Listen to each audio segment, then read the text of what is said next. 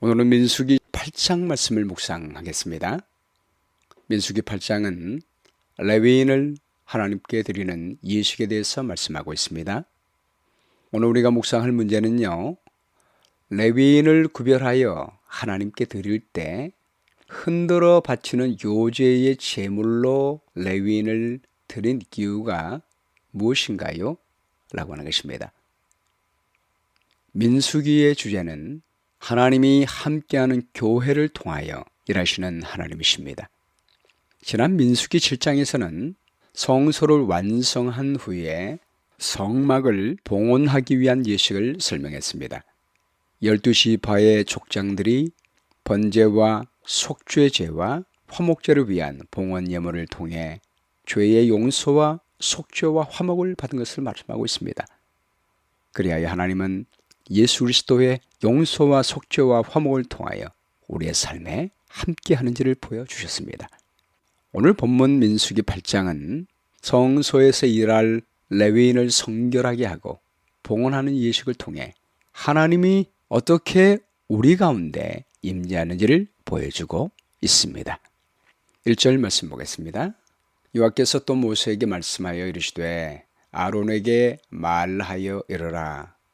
등불을 켤 때는 7 등잔을 등잔대 앞으로 비추게 할지니라 하시매 아론이 그리하여 등불을 등잔대 앞으로 비추도록 켰으니 여호와께서 모세에게 명령하심과 같았더라.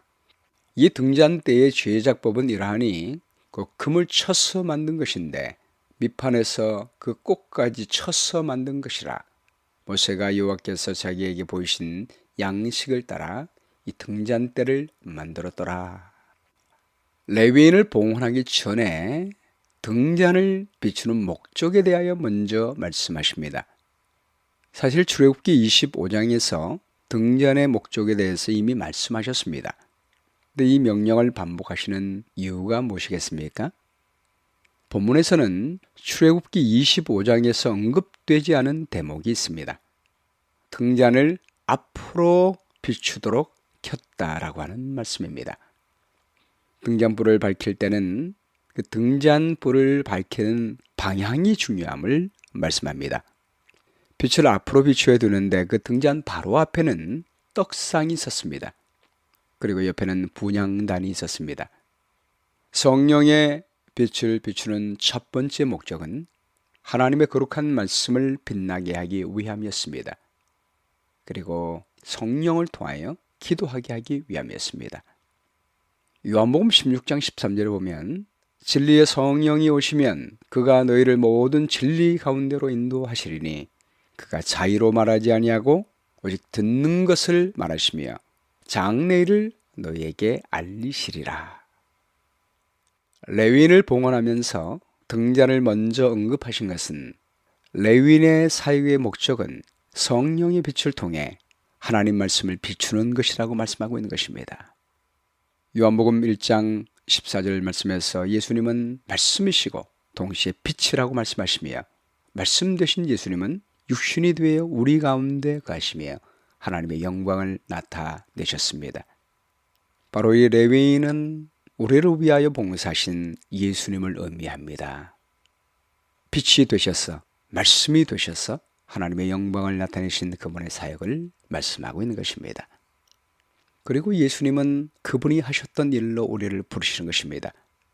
이사야 60장 1절 말씀에 일어나라 빛을 발하라 이는 내 빛이 이르렀고 여호와의 영광이 내 위에 임하였음이니라. 우리가 빛을 발할 때 우리 빛이 아닌 여호와의 영광을 비추라고 말씀하고 있는 것입니다.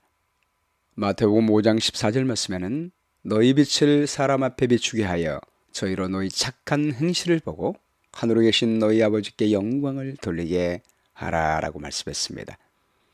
우리가 성령의 감화를 통하여 하나님의 거룩한 말씀을 보고 말씀의 선포를 통하여 우리의 삶을 통하여 나타나게 될 때 하나님의 영광이 그리스도를 통해서 나타나는 것처럼 우리의 삶을 통해서도 하나님은 빛을 비추겠다고 약속하십니다. 5절 말씀부터는 안수 예식에 대해서 말씀하고 있습니다. 여호와께서 모세에게 말씀하여 이르시되 이스라엘 자손 중에서 레위인을 데려다가 정결하게 하라. 너는 이같이 하여 그들을 정결하게 하되 그 속죄의 물을 그들에게 뿌리고 그들에게 그들의 전신을 삭도로 밀게 하고 그 이복을 빨게 하여 몸을 정결하게 하고 또 그들에게 수송아지 한 마리를 번제물로 기름 섞은 고운 가루를 그 수제물로 가져오게 하고 그 외에 너는 또 수송아지 한 마리를 속죄 제물로 가져오고. 레위는 똑같은 죄인이었습니다. 우리 예수님은 흠도 없고 점도 없는 죄가 없으신 분이시지만 레위인들은 일반인과 똑같은 죄인입니다. 그러므로 먼저 정결하게 하는 일을 한 것입니다. 물로 깨끗하게 씻고 옷을 빨아 몸을 성결하게 했습니다. 그런 다음에 수송아지 2마리를 번제물로 속죄 제물로 드려야 했습니다. 레위인이 선택받게 된 것은 일반 백성들보다 나아서가 아니요 하나님의 은혜로 선택을 받은 것입니다. 그러므로 똑같은 속죄가 필요했습니다. 우리가 부족한 죄인이지만 하나님은 우리를 부르셔서 하나님의 일꾼으로 삼아 주십니다. 이럴 때 예수 그리스도의 보혈을 통하여 우리 모든 죄를 씻어 주신 것입니다. 씻음 받는 레위인은 하나님의 임재 앞에 나가 하나님을 위하여 또 사람을 위하여 봉사할 수가 있었습니다. 여러분, 우리도 죄인이지만 그리스도의 보혈로 우리 모든 죄가 씻어졌음을 여러분 믿게 되기를 바랍니다.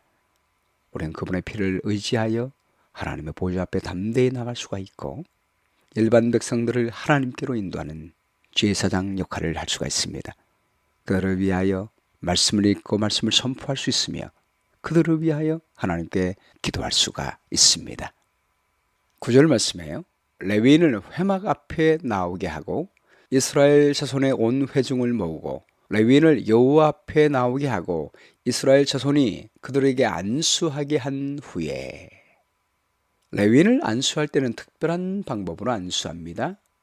제사장을 성별하고 안수할 때는 기름을 부었습니다. 근데 레위인을 안수할 때는 이스라엘 백성들이 손을 그들에게 얹고 안수했습니다. 모든 이스라엘 백성들이 모여서 레위인들에게 안수를 한 것은 어떤 의미가 있겠습니까?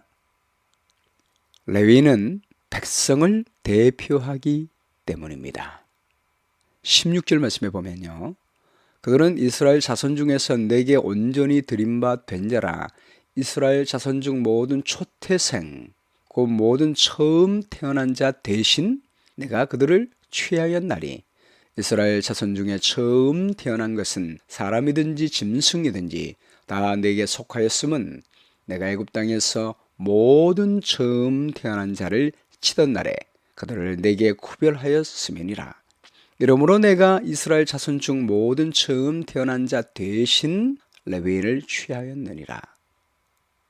내가 이스라엘 자손 중에서 레위인을 취하여 그들을 아론과 그의 아들들에게 주어 그들로 회막에서 이스라엘 자손을 대신하여 봉사하게 하며 또 이스라엘 자손을 위하여 속죄하게 하였나니 이는 이스라엘 자손이 성소에 가까이 할 때 그들 중에 재앙이 없게 하려 하였음이니라. 장자는 그 가족을 대표했습니다. 레위인은 장자를 대신하여 하나님 앞에 섰습니다. 그러므로 모든 이스라엘 자손이 레위인에게 안수하게 된 것은 레위인이 모든 이스라엘 백성들을 대표하여 하나님 앞에 선 것을 의미하고 있는 것입니다. 백성들이 레위인에게 손을 얹는 것은 대표 자격을 부여하는 것입니다. 하나님의 장자 예수 그리스도께서 우리의 죄를 위하여 대속함을 의미하고 있습니다. 예수님은 두 번째 아담으로 오셔서 인류의 대표자가 되셨습니다. 첫째 아담이 불순종함으로 말미암아 죄가 세상에 들어오고 죄가 세상에서 왕노릇하게 됐습니다. 우리 모두가 그 안에서 죽게 된 것입니다. 그러나 둘째 아담 예수님은 인류의 대표자가 오셔서 우리를 위하여 순종하시고 십자가에 죽으셨기 때문에 그분의 한 분의 죽음으로 말미암아 우리 모든 죄값은 치루어지게 된 것입니다. 첫째 아담 안에서 우리가 모두가 죄인이 된 것처럼 둘째 아담 되시는 우리의 대표자 예수님 때문에 우리 모두가 구원을 얻게 되었습니다. 신약시대에 일꾼들을 파송할 때 손을 얹고 안수하는 장면이 나옵니다. 사도행전 6장 6절 말씀에 사도들 앞에 세우니 사도들이 기도하고 그들에게 안수하니라. 스데반, 빌립, 보로고로, 니가노루, 디몬, 바메나, 니골라 7 집사를 안수할 때 그들의 머리에 안수하여 하나님의 일꾼으로 세워주는 모습을 보게 되는 것입니다. 오늘날 장로 집사를 선택할 때 손을 얹고 안수하는 이유는 평신도들도 하나님의 사역자로 선택받아 교제들과 함께 기도하는 것과 말씀 전하는 것을 전무할 수 있도록 하는 것입니다. 하나님은 오늘날 우리를 택하셔서 주님이 하셨던 일로 우리를 부르고 계십니다. 11절 말씀에요. 아론이 이스라엘 자손을 위하여 레위를 흔들어 바치는 제물로 여호와 앞에 드릴지니 이는 그들에게 여호와께 봉사하게 하기 위함이라. 레위인으로 수송아지들의 머리에 안수하게 하고 내가 그 하나는 속죄의 제물로 하나는 번제물로 여호와께 드려 레위인을 속죄하고 레위인을 아론과 그의 아들들 앞에 세워 여호와께 요제로 드릴지니라.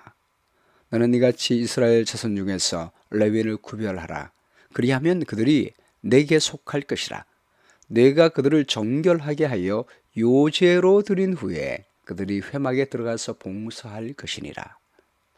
레위인을 드릴 때 흔들어 바치는 제물처럼 요제로 드렸다라고 말하고 있습니다. 요제란 말은 흔들어 바치는 것을 의미합니다. 20절 말씀에도요. 모세와 아론과 이스라엘 자손의 온 회중이 여호와께서 레위인에 대하여 모세에게 명령하신 것을 다 따라 레위인에게 행하였으되 곧 이스라엘 자손이 그와 같이 그들에게 행하였더라. 레위인이 이에 죄에서 스스로 깨끗하게 하고 그들의 옷을 빨매 아론이 그들을 여호와 앞에 요제로 드리고 그가 또 그들을 위하여 속죄하여 정결하게 한 후에 레위인이 회막에 들어가서 아론과 그의 아들들 앞에서 봉사하니라. 여호와께서 레위인의 일에 대하여 모세에게 명령하게 하신 것을 따라 그와 같이 그들에게 행하였더라. 여호와께서 또 모세에게 말씀하여 이르시되 레위인은 이같이 할지니 곧 25세 이상으로는 회막에 들어가서 복무하고 봉사할 것이요 50세부터는 그 일을 쉬어 봉사하지 아니할 것이나 그의 형제와 함께 회막에서 돕는 직무를 지킬 것이요 일하지 아니할 것이라. 너는 레위인의 직무에 대하여 이같이 할지니라. 레위인은 본래 30세부터 50세까지 일하게 됐지만 25세부터는 회막에 들어가서 봉사하는 일을 견습하게 됩니다. 그래서 5년 동안 실제로 회막에 들어가서 완전히 돕고 연습하는 일을 한 다음에 본격적으로 30세부터 일을 하게 되는 것입니다. 그리고 50세까지 일을 하지만 50세가 되어서 그 이후에도 직접 일은 하지 않을지라도 회막에서 돕는 직무를 하게 됐습니다. 50세 이후에도 돕는 일을 통하여 하나님 앞에서 일을 하게 한 것입니다. 이렇게 할 때 하나님께서 레위 지파 사람들을 요제로 드렸다는 말의 의미가 무엇이겠습니까? 요제는 첫 곡식을 흔들어 드리는 제사입니다. 레위기 23장 10절 말씀에 보면 너희의 곡물의 첫 이삭 한 단을 제사장에게로 가져갈 것이요 제사장은 너희를 위하여 그 단을 여호와 앞에 기쁘게 받으심이 되도록 흔들되 안식일 이튿날에 흔들 것이며 라고 했습니다. 또한 제사장의 위임식 때 수양의 가슴과 넓적다리 부분을 요제로 드렸습니다. 레위기 8장 29절 말씀에요. 이에 모세가 그 가슴을 가져다가 여호와 앞에 흔들어 요제를 삼았으니 라고 했습니다. 흔들어 드린 요제는 부활의 첫 열매 되신 예수님을 나타냅니다. 요제절은 첫 곡식단을 흔들어 하나님께 바쳤습니다. 예수님은 부활의 첫 열매가 되셨습니다. 장자 되신 그분이 첫 번째로 부활하신 분입니다. 물론 그 전에 부활한 사람도 있지만 그들은 둘째 사망에서 부활한 것이 아닙니다. 둘째 사망에서 부활하신 분은 예수님이 첫 번째 열매가 되십니다. 우리의 대표자가 되신 예수님이 십자가에 죽으심으로 우리 모든 죄를 다 갚게 되셨던 것처럼 우리의 대표자 되신 그분이 부활하심으로 말미암아 우리 모두는 그분을 따라 부활하게 될 것을 표상하고 있는 것입니다. 그러므로 레위 지파 사람들은 이스라엘 백성들의 장자의 대표자가 돼서 요제로 드림받은 것은 바로 예수님의 그러한 사역을 상징하고 있는 것입니다. 주님이 부활됨으로 말미암아 우리 모두는 반드시 부활되게 될 것입니다. 예수께서 재림하실 때에 그리스도 안에서 죽은 모든 사람들은 반드시 부활될 것입니다. 왜냐하면 첫 열매 되신 예수님이 이미 부활됐기 때문입니다. 예수님이 부활하셨을 때 그 부활을 가장 먼저 전한 사람은 평신도 사역자였습니다. 마리아와 여인들이었습니다. 그리고 첫 순교자의 열매는 집사로 안수받은 스데반이었습니다. 첫 선교자의 열매는 집사로 선택받은 빌립이었습니다. 제사장을 도왔던 레위 지파 사람들이 요제로 그리스도의 부활을 전하는 사람이 된 것처럼 오늘날도 목회자가 아닐지라도 일반 평신도들도 레위 지파 사람들로서 예수님의 거룩한 부활을 전하는 사람이 될 수가 있습니다. 사도행전 110쪽에 이렇게 표현하고 있습니다. 이 사명을 성취해야 할 책임은 안수 목사들에게만 있는 것이 아니다. 그리스도를 받아들인 모든 사람들은 동료 인간의 구원을 위하여 일하도록 부르심을 받았다. 성령과 신부가 말씀하시기를 오라 하시는도다. 듣는 자도 오라 할 것이요 온 교회가 이 초청을 전해야 할 책임이 있다. 그들을 들은 모든 사람들은 산과 골짜기에 오라고 외치며 그 기별을 전해야 한다. 우리 모두는 왕같은 제사장으로 레위인으로 하나님이 주신 복음의 빛을 온 세상에 비출 수 있도록 부름을 받았습니다. 부활의 첫 열매가 되셔서 부활하신 그 주님의 부활을 온 땅에 전하는 사람으로 부르심을 받았습니다. 오늘 말씀 가운데 나타난 하나님의 성품은 무엇입니까?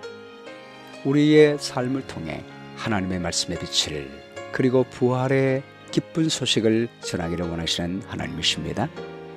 용기를 주는 약속은 우리 모든 교인들이 레위인으로서 하나님께 부름을 받았습니다.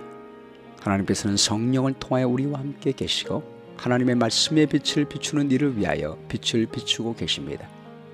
우리가 그 복음의 말씀, 부활의 첫 열매 되시는 말씀 되신 예수님을 우리 모두가 함께 전파할 때 복음은 신속하게 온 땅에 전파되게 될 것이고 우리는 속히 하늘에 갈 수가 있게 될 것입니다. 주님이 오시는 그날에 부활의 첫 열매 되신 예수님을 따라 그리스도 안에서 잠든 모든 영혼들이 부활하여 그리하여 하늘의 곡식창에 들여진 바 될 것입니다. 실천할 내용은 오늘도 성령의 거룩한 은혜를 따라 말씀을 바라보며 말씀을 우리 마음속에 새기게 되기를 바랍니다. 그리고 놀라운 재림 때 있게 될 그 부활을 사람들에게 증가하여 사람들이 예수님 오실 때 부활의 열매가 되어 하늘 창고에 드릴 수 있도록 일하시는 한 날이 되었으면 좋겠습니다. 격절 말씀은 민수기 8장 11절입니다. 아론이 이스라엘 자손을 위하여 레위인을 흔들어 바치는 제물로 여호와 앞에 드릴지니 이는 그들에게 여호와께 봉사하게 하기 위함이라. 기도하겠습니다. 아버지, 우리 예수님이 우리 모든 사람의 대표자가 되셔서 죽으심으로 말미암아 우리 모든 죄값을 갚아주셨사오니 감사합니다. 또한 주님께서 부활의 첫 열매가 되셔서 우리 모두가 부활할 수 있는 길을 열어주셨사오니 감사합니다. 저희를 부르셔서 말씀의 빛을 비추며 부활을 증언하는 일로 우리를 불러주셨사오니 감사합니다. 오늘도 성령 하나님을 의지하여 말씀을 바라보며 그 말씀의 귀한 복음을 온 사람들에게 증거하고 나타내게 도와주시고 특별히 주님 오실 때 있게 될 놀라운 그 부활을 증거하여 모두가 다 알고 기대어 주님 오시는 그날에 하늘에 들여진 바 될 수 있도록 인도해 주시기를 간절히 바라오며 예수님의 귀하신 이름으로 기도합니다. 아멘.